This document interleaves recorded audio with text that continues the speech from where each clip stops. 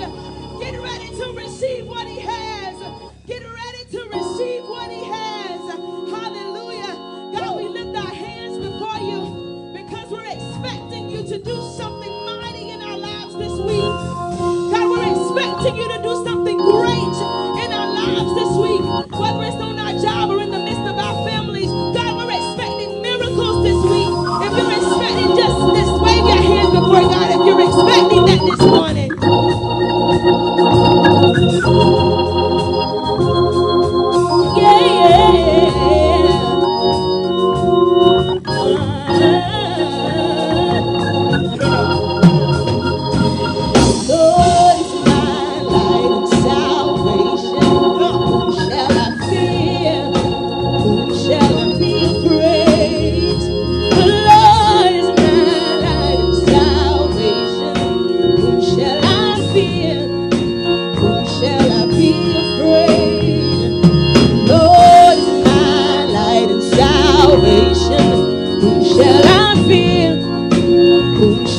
Be afraid. The Lord is my light and salvation. Whom shall I fear? Whom shall I be afraid? I will wait on you. Is anybody waiting? I will wait on you, and I will trust in you. Welcome into the room, Freedom Family. Welcome on this beautiful Sunday. This is the day that the Lord created. We choose to rejoice and be glad in this day. We choose to give him glory. We choose to lift his name up. We have so many reasons to give God glory. We have so many reasons to lift his name. We have so many reasons to exalt him. Just in case that you have not found one yet today, listen, I need you to inhale and exhale. That is a reason to give God glory. You are in your right mind. You are able to find yourself on Facebook into the Freedom Room. That alone is enough to give God glory, because there is somebody that didn't wake up this morning. There is somebody that is not in their right mind. There is somebody that lost a loved one today. There is somebody that situation is way worse than yours, but because you have breath in your body, you are in your right mind, you are able to live your hands and to give God glory. You are able to give him glory in whatever way you are able to. That alone is enough for us to give him all the glory, all the honor, to exalt him. We lift his name above everything. We lift his name above whatever we may be going through. We lift his name up so that he can draw the people closer to him. I don't know about you, but my desire is to be drawn closer to God every day, every moment, every hour, because without him, I cannot make it. Without him, I would not be able to make it. Without him, I am absolutely nothing. So I honor you for entering into the Freedom Room on today. I honor you for coming in to see what it is God have to say to us. I am super excited about what God is going to speak to us in this room. So I need you to go ahead and click share, click like, go ahead and invite somebody over into the broadcast so that they can receive this word as well. I appreciate you for your likes and your shares. So we're going to go ahead and jump on into the word. We're going from pain to purpose today. If you notice what our title said, it said it's pain in the birthing. It is pain in the birthing. If you are a mother and you've been pregnant before, you know the 9th month we wait so that we can give birth to our beautiful baby boy or baby girl. So we wait, we anticipate, we prepare for that 9th month to give birth. We are in the 9th month of this year, and I am just believing that God is going to birth some amazing things in this month. God is going to take us from our pain to our purpose. We have endured so much pain in the first 8 months of this year. We've endured so many deaths. We've endured some injustice. We have endured so many sicknesses that in this first 8 months, that in this 9th month, I am believing God for a total birthing, a birthing of something new, a birthing of something fresh, that God is going to birth us out. He's going to deliver us out of these things. So this is the month that God is going to birth some things. If you've ever been, ladies, for those of us that have been pregnant before, we know that there's some adjustments that has to happen throughout those 9 months that we have to adjust to. There's some pain. There's some uncomfortable situations that we are in throughout those 9 months. But when that 9th month comes, baby, that is victory. We see the light. We see what God is about to give us. So listen, don't take your eyes off of what God is doing in this season. This is the 9th month, and before I declare that before this month is over, God is going to birth something through you that is going to blow your mind. And in your birthing, God is going to deliver you from the pain that was caused to birth this situation, that was called to birth this baby. God is going to deliver you from the pain that was caused so that you can birth. We're going from pain, from pain to purpose. We're going to birth some purpose this month. Listen, do you guys remember my girl Hannah from the Bible? Hannah, Eli's wife, Hannah. In the Bible, Hannah was a woman that was barren. She couldn't have children. She was married to this man named Eli that had multiple wives. And she was one of the women that could not have children. And Hannah began to get real sad. And she began to look at her situation as something that wasn't good, or a situation where it couldn't be fixed. And so Hannah was a woman of faith. She believed God. She prayed. She trusted God, and she was faithful to her husband.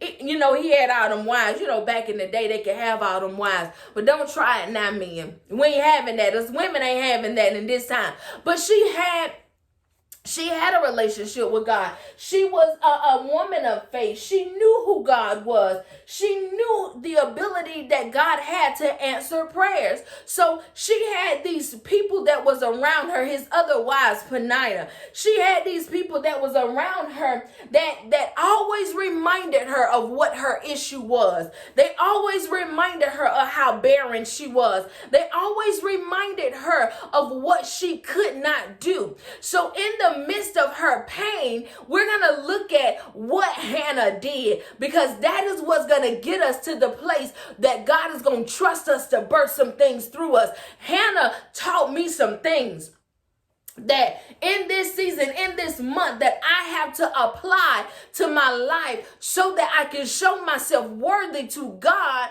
so that he can birth forth what's in me out of me in this 9th month. So the book of 1 Samuel, it takes like the first 2 chapters. You're going to go and read this in your time. But the book of Samuel, it talks about Hannah and how Hannah had to go through some things in order to birth Samuel. Okay? So Hannah was at this dinner, and they began to remind her of her situation, of how barren she was and what she wasn't able to do. People around are drinking wine and they're eating, and Hannah and her husband told her to hush. And Hannah began to speak to God without saying anything. Her mouth was moving, but nothing was coming out of her mouth. So Hannah had to enter into her closet. She entered into her prayer room. She entered into her secret place, and she began to pour out her heart to God about the fact that she couldn't have children. She wanted to have children. Everybody else around her was giving birth to children, and she could not. So Hannah began to pour out her heart to God, and her husband accused her of being drunk. Listen, woman, why you drunk? Why are you drinking? Put away the wine. Don't drink no more of this. And she told him, listen, I am not drunk, but I just had to go and I had to have a conversation with God. So in the midst of a painful situation, Hannah did not lash back out at people. She did not go off on nobody. She didn't confront anybody about what they were doing to her, about bringing her past or bringing her current situation. Before her, Hannah went to the one that could fix it. She went to the one that can close the mouth. She went to the one that said, I will make your enemies your footstool. She went to the one that said, I will never leave you, neither will I forsake you. She went to the one that knew how to fix this problem. So she went to them in the midst of the pain, in the midst of what was going on. Hannah went to God. She went to God. Even though her husband accused her of being drunk, she said, listen, I ain't drunk. I have not drunken any wine. I have not tasted any strong thing. But what I did do was I went to God. And this is why I went to God. And she poured her heart out to her husband about her not being able to have children and what it felt like. And she poured her heart out to the king, her king. And in the midst of her pouring her heart out to her king, his heart began to get soft. The Bible says that the heart of the king is in the Lord's hands. So anytime that we are faced with something, anytime that we're going through something and we need the heart of the king, and we need his heart to change, we gotta take it to the one that is holding the heart. So Hannah went to God first. Before she went to her husband, before she went to anybody, she went to her husband. And when she went to her husband, when she went to God, her husband noticed her. When the Bible speaks of a man noticing a woman or a man being with a woman, that means that the man was intimate with the woman. So Hannah went to God. God softened her husband's heart. That night he was intimate with his wife, and Hannah got pregnant. See, there are certain battles and there are certain things in this season that we can't take to nobody else. We can't take to our friends, our cousin, our neighbor, but it has to be an intimate relationship. It has to be an intimate moment with you and God before God can heal you from the pain. In order for you to birth in this season, there has to be an intimate place that you and God enter in together before he allow you to give birth. So before Hannah could give birth in the natural, there had to be a seed planted in the spirit. God had to deal with the pain that Hannah had before he could impregnate her with purpose. He had to deal with the pain before he could impregnate her with purpose. We got to deal with our pain. We got to get before God, have an intimate moment with God, allow God to deal with our pain so that he can plant a seed on the inside of her. When Hannah went to her husband, she allowed her husband to see her pain. He felt sorrowful and he got intimate with her that night, and she got pregnant. So the very thing that Hannah wanted and that very thing that Hannah needed, Hannah had to go through some pain to get there. She had to go through some pain, and she promised God, God, if you allow me to get pregnant, if you allow me to bear a child, I will give him back to you. I will give him back. So when Hannah gave birth to Samuel, she took Samuel and she gave him back to God. Samuel is now known as one of the greatest men of God. He is known for his strength. He is known for his courage. He is known for the very things it took Hannah to go through in order to birth him. So there was a generational transfer that happened. Her pain went from pain to purpose. She transferred her pain from her pain, and she transferred her pain into purpose into the life of Samuel. So we cannot neglect our pain. We cannot abort our pain too early before we are healed.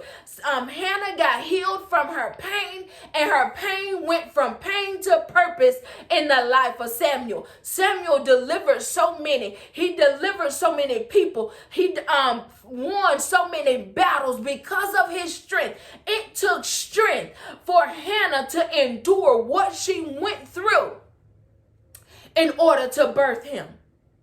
Now check this out. In the midst of people talking and hating and saying what they had to say about Hannah, she went to God. She prayed. God answered her prayer. Not only did God give her one son, but he gave her 3 and 2 daughters. So she went from a barren woman to being a woman with a quiver that is full. So when we allow our pain to move us from pain to purpose, God will birth something greater than what it took for us to get there. Her blessing was bigger than the pain she went through to get it. So we cannot try to hurry our situation up or hurry up and get out of this pain. But we got to allow it to mature us into the place where we will birth our purpose. When you are pregnant, you don't get pregnant on a Tuesday night and have the baby on Sunday. But it take you going through 9 long months in order for the baby to mature to a place where the baby can endure the birthing process. See, the baby got to be mature enough to handle the pushing and the pulling in order for the baby to enter into the world. For in order for the baby to manifest and for you to hold it and for you to love on it and for you to raise that child for 18 months, it has to go through the birthing canal. And there is pain when the birthing process is happening. So we cannot stop the birthing process. If we stop pushing in the midst of trying to birth a child, we can cause damage to the child. If we try to push the child before the child is matured, we can cause damage. The baby won't be mature enough yet. Have to go into the NICU where it has to be hooked up to all of these machines and all of these things. But we have to allow our baby to mature in the process. The way that we allow the child to mature during the process of pain is we feed ourselves what we need. I don't know about you women, but every time I went to the doctor, every time I went to see what it was the doctor needed me to do so that I can ensure that I had a healthy child, I would listen. Hear what that doctor had to say, and I would go home and I would do the things that the doctor told me to do so that I can make sure that my child was healthy. So in this season, when you are uncomfortable, when you are in pain, you got to go to the one that planted the seed inside of you. And you got to listen to his direction. And you got to hear what it is God is saying and God is speaking. So that when it is time for you to give birth in the midst of the pain, when it is time for you to give birth to your purpose, you will be mature enough to handle, and you will not mistreat what it is God is allowing you to birth in this season. So you have to make sure that your relationship, your connection, your desire for more of the word, your desire for more of God is more intense now than never before. Because when God gives you the okay to birth, or when God gives you the okay to start pushing, it is too late to try and go back and do the things that it takes to have it. So this just like when it's time for you to give birth, before it is time for you to go to the hospital and for you to give birth to this child, you prepare. You take 9 months and you prepare. You buy the crib and you buy the birth cloths, and you get the clothes and the diapers and the wipes, and you get all of the things, the bottles and all of the stuff that is going to take to nurture and to take care of that child when it comes home. You get the car seats, and you pick out all the pretty stuff and all the nice stuff. You get all of those things to make sure that you are ready, so that when the child comes home, he does not need or desire or want for anything. So when it gets closer to going to the hospital to give birth to the child, you check the baby bag that you're going to take to the hospital to make sure that you and the baby have everything that you need. See, when it is time to give birth, it is not time for you to be selfish and to only think about you, but you are about to birth something that is going to need a healthy you. So in order for you to be healthy, you got to make sure that you're doing what it is the doctor is prescribing and giving for you to do. You got to make sure that you're taking your prenatal vitamins. You got to make sure you're eating healthy. You got to make sure that you're laying off of what it is the doctor is telling you to lay off, so that you won't have diabetes, so that the baby won't have any birth defects, so that nothing will happen when it is time for you to give birth to the purpose. The reason you got pregnant was to give birth to a child. So you want to make sure that you do everything that you need to do to ensure that the birthing of this child comes without any complications. Right? So we check the baby bag over and over and over again, making sure that we have everything. We don't wait until we get to the hospital to say, hey, I need somebody to go and pack a bag. We don't wait until the day is time for us to come home from the hospital to send somebody to the house to try to pack a bag for us to come home. But we do the pre-work it takes before it is time for us to give birth, so that we can be prepared to give birth to what it is we've been waiting for 9 months. In the 9 months, in these 8 months, we've been preparing ourselves to give birth. We've been releasing our mind. We've been putting our fore to practice. We've been allowing God to renew us, to refresh us, to rebuild us, to restore us. We've been allowing him to deal with everything that is on the inside of him. We've been asking for the greater one that is on the inside of us to arise and to demonstrate his power. We've been writing the vision. We've been praying. We've been seeking God. We've been giving God more time. So now we have reached the part where the pain gets more intense.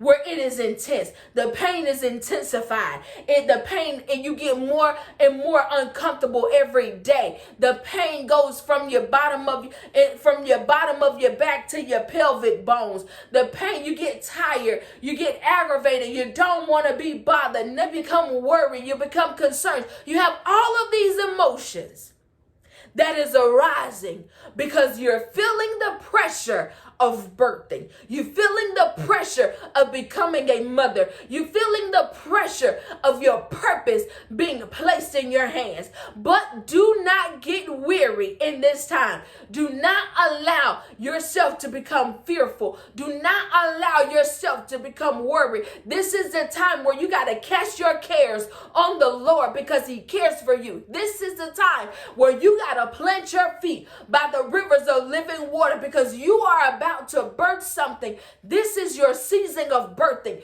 This is your time to birth what you gotta birth. This is the time for you to birth out what you have gone through this whole year. So don't get afraid in this time. Listen, your body have taken 8 long months to adjust to this purpose. Your mind have taken 8 long months to adjust to the purpose that God had planted on the inside of you. Your body, your mind, your spirit have taken an adjustment so that in this season you can be prepared for what you are birthing. Now, there are stages to birthing. There are stages. You don't just go into the hospital and you just pop a baby out. But they have to check your vitals. They have to make sure that you're healthy. They have to make sure the baby's heart rate is where it needs to be. They have to monitor both you and the child. One can't be healthy and the other one not. They have to have all of the equipment ready. Just in case something happens, they have what they need to take care of both the mama and the child. So they call in all of the doctors. They call in the pediatricians. They call in everybody into the hospital room. And they are waiting and they're anticipating on the birthing of the child. They have all of the equipment. They have everything ready. So that when it is time and you birth and the doctor say, I see his head, give me one more good push. In those moments, the pain is intensified. You have the option of whether you want to take an epidural before you don't get an epidural. But guess what? Even when you get an epidural, you still feel the pressure. You still feel the pressure. So what the doctor tells you is he tells you to push through the pain. You have these things called contractions. That is pain that you're feeling. And when you feel those pains, the doctor tells you to push. So in the midst of your pain, you got to push through. You got to push through this pain because there is something greater on the other side of that contraction. Once you push for the first 30 seconds or a minute, you give the doctor a good push, he or she tells you to stop. And then we wait for another contraction. And then you push again. And then the doctor says, I see the head. The doctor crowns his head and he pulls that baby's head out. And he said, give me one more good push. You give the doctor a good push. You push out what was causing you pain. You push out what was hurting you. You push out the pressure. And then you hear this beautiful voice cry. And you are relieved. You are relieved of the pain. You are relieved of the pressure. And you cut the umbilical cord. So you release your purpose from its pain. And the pediatrician takes the baby. Well, the doctor takes the baby and he allows you to see your beautiful daughter or your beautiful son. And if you're like most mother, tears begin to roll. And the pediatrician takes that baby and he or she checks the vitals. Make sure the baby is all good. They wrap and they bundle that baby up, brings the baby back to you. Lay he or she on your chest and allow the baby to feel the warmth, the love, the care, and the nurturing heart of what gave birth to him. You are about to hold in your hand what was causing you pain. You are about to birth out what was causing you pain. There is pain in birthing. So don't stop pushing. Don't stop pushing. Don't focus on the pain, but focus on the purpose that is on the other side of the pain. 9 months of development. 8 months of strategically planning. 8 months of trying to get yourself together. 8 months of trying to prepare yourself the best way that you know how to be prepared for the purpose that God is about to lay on your chest. He's about to lay your purpose on your chest so that your purpose can connect to your heart and you can feel the heart of your purpose and you two can become one and you will grow and you will develop together. Birthing a child doesn't come with a handbook, but it comes with with an individual, with someone that can give you instruction, with someone that can give you wisdom, someone that can give you direction on what to do and how to do. So in this season of birthing your purpose, listen to the one that planted the seed on the inside of you. Listen to the one that planted the seed so that he can give you the purpose, give you the reason, give you everything that you need to raise and nurture a beautiful baby. Giving birth is the middle stage. You go from pain to birthing to purpose. You go from pain to birthing to purpose. Don't allow what you have gone through these last 8 months to be in vain. Don't allow what you have gone through these last 8 months to be in vain. Utilize your pain to drive you into your purpose. Birth out that thing. Heal from it. See, now after you have birthed out your purpose, the doctor tells you that you can't have no extracurricular activities for six weeks. There's nothing you can do for 6 weeks. You got to nurture this thing. You got to be there for that baby. The only thing you do is take it to the doctor's appointment and you go back in. But for 6 weeks, you have to pay close attention to what you gave birth to. You can't allow everybody to come close to it. You can't allow visitors to just come and be around and to hold. And you just can't give the baby off to everybody. But what you do is you have to watch and you have to care for and you have to nurture. You have to pray over. You have to cover that child for 6 weeks before the doctor will even release you to go back to work, before the doctor will release you to even allow the child to enter into daycare. You have to make sure that the child is mature enough. We're not having any issues. We're not having any complications. So what you and the child do is you go into hiding. You go into hiding. When God births it out, you go into hiding and you nurture it until it is mature enough to handle what is on the outside of the world. And even after the 6 weeks, the doctor tells you to be careful. To be careful. Make sure that the baby remains wrapped up, that we don't take the child around anybody that is sick, anybody that has been sick, because we don't want the child to be affected with what somebody else was affected with. So we have to place a covering over them. And when you have a child, I don't know if you was like me, but I was real careful about who I allowed to come see me, who I allowed to hold them, who I allowed to be a part of what was going on in those 6 weeks. Why? Because I did not want nothing, or I didn't want any spirits to transfer. I didn't want nobody to take my child. I didn't want anybody, people now, when you birth something, people try to take what you birthed it and they try to recreate it and they try to make it their own. So in this season, when God birthed it out, that is not a season for you to tell the world. That is not a season, but that is the time where you go into hiding and you nurture it. And you take care of it and you make sure it's ready. And when God say release, you release it.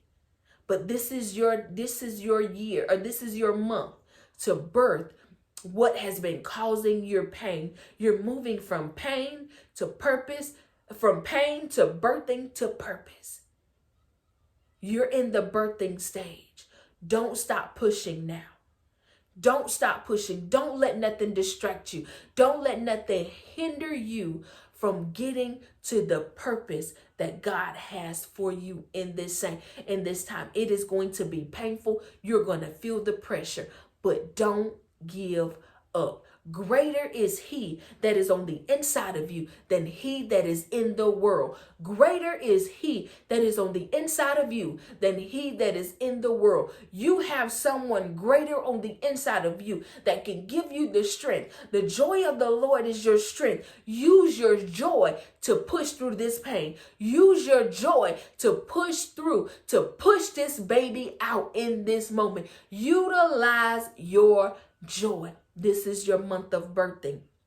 This is your month of birthing. So I speak now a blood covering over your birthing process.